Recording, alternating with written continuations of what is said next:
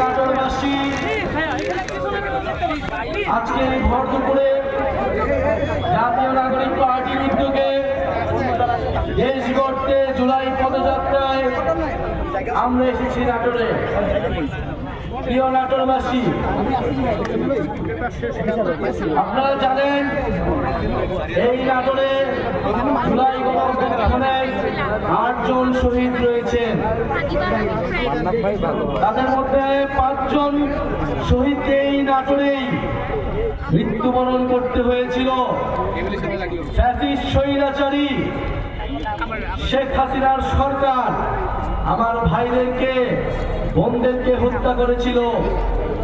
নাটোরের মানুষ গণঅভ্যুত্থানে নাটোরের জন্য কিছু বক্তব্য নিয়ে নাও আপু।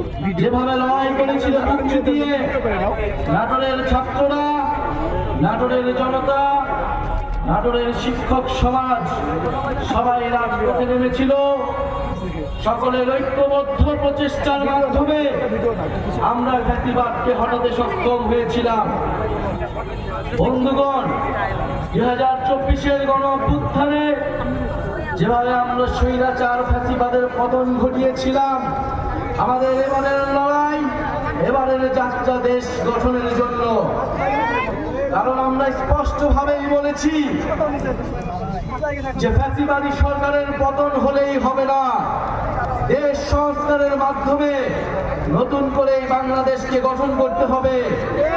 এমন একটি বাংলাদেশ গঠন করতে হবে যেখানে গণতন্ত্র থাকবে, যেখানে সমতা থাকবে, যেখানে ইনসাফ থাকবে, একটি দুর্নীতিমুক্ত